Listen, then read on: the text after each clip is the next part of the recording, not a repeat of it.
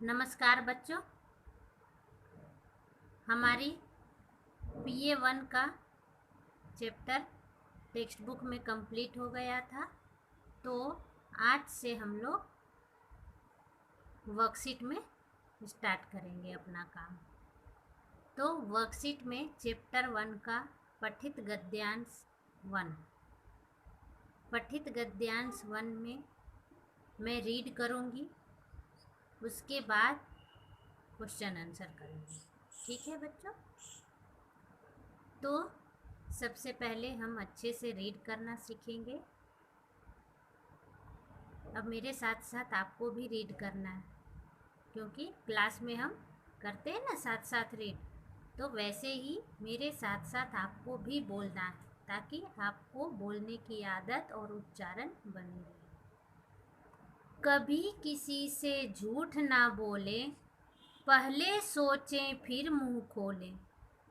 अपनी मीठी भाषा से हम सबके कानों में रस घोलें। ये जो 4 लाइनें यहाँ पे लिखी हुई है, इसी से आपको नीचे जो question answer fill up true false जो भी दिए रहते हैं, वो हमारे गद्यांश से ही लिखना होता है। चाहे वो पठित गद्यांश हो, चाहे वो अपठित गद्यांश। पठित और अपठित में सिर्फ इतना अंतर होता है कि पठित गद्यांश हम अपने टेक्स्ट बुक से लिखते हैं और अपठित गद्यांश अनरीड स्टोरी होता है, जो हमारे टेक्स्ट बुक से नहीं होता है और उस स्टोरी को हम शायद कहीं और दूसरी बुक में पढ़े होते हैं या तो नहीं पढ़े होते हैं, लेकिन ये पठित गद्यांश हमारे अपनी टेक्स्ट बुक से होता है। ठीक है? तो ये हम पढ़ चुके। अब है नीचे, गद्यांश को पढ़कर प्रश्नों के उत्तर दो। गद्यांश को पढ़कर प्रश्नों के उत्तर दो। ठीक है? तो इसमें जो भी क्वेश्चन आंसर दिया हुआ है, इसमें जो भी क्वेश्चन आंसर दिया हुआ है वो हम इस गद्यांश से ही लिखेंगे। पहला क्या है? कभी किसी से क्या नहीं बोलना चाहिए। कभी किसी से क्या नहीं बोलना चाहिए। तो पहले आपको खुद से बोलना है कि इसका आंसर क्या होगा। ठीक है? फिर आपको इसमें से ये 4 जो लाइनें यहाँ लिखी हुई है, इसे फिर से रीड करना है आपको और बताना है इसका आंसर क्या होगा। कभी किसी से क्या नहीं बोलना चाहिए, बताइए। मैं आप लोगों को थोड़ा समय देती हूँ, आप आंसर खुद से ढूंढिए, उसके बाद मैं बताती हूँ।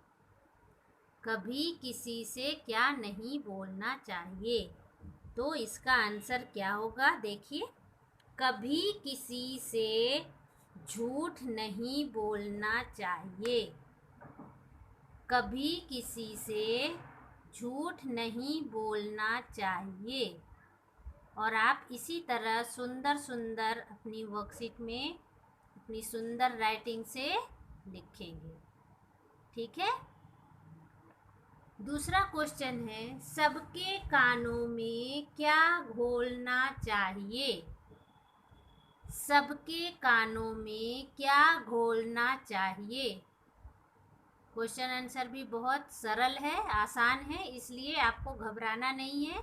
खुद से पहले आप इसमें से ढूंढिए, उसके बाद मैं एक्सप्लेन करती हूँ। सबके कानों में क्या घोलना चाहिए। चलिए, आप ढूंढ लिए आंसर। चलिए अब मैं बताती हूँ। सबके कानों में मीठी भाषा से रस घोलना चाहिए। ठीक है? सबके कानों में मीठी भाषा से रस घोलना चाहिए। ठीक है बच्चों? अब तीसरा क्वेश्चन है, सोच कर क्या खोलना चाहिए। सोच कर क्या खोलना चाहिए। इसका भी आंसर इसी पैसेज में है। इसमें से ढूंढकर आप खुद से पहले आंसर बोलिए, लिखिएगा जब मैं बोलूँगी तब। पहले आपको खुद से बोलना है, ठीक है। चलिए अब मैं आंसर बताती हूँ। सोच कर मुंह खोलना चाहिए। सोच कर मुंह खोलना चाहिए, इसका कहने का मतलब है कि हमें कभी भी जब हम किसी से बात करते हैं तो हमें कोई भी बात सोच समझकर बोलना चाहिए। कुछ भी उटपटी बातें हमें किसी से नहीं करनी चाहिए। अगर हम किसी बड़े से बात करते हैं तो हमें किस तरह विनम्रता से, आदर से बात करनी चाहिए। हम छोटे से भी बात करते हैं तो विनम्रता से बात करनी चाहिए और अटपटे वर्ड का, गलत शब्दों का इस्तेमाल नहीं करना चाहिए।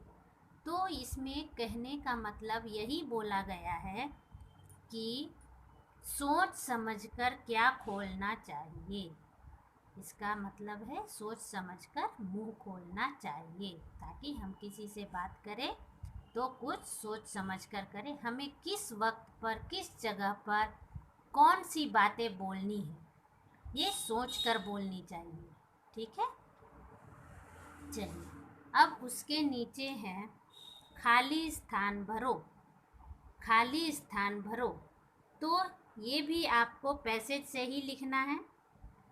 इसमें भी कभी किसी से झूठ ना बोले, कभी किसी से झूठ ना बोले, पहले सोचें फिर मुंह खोलें।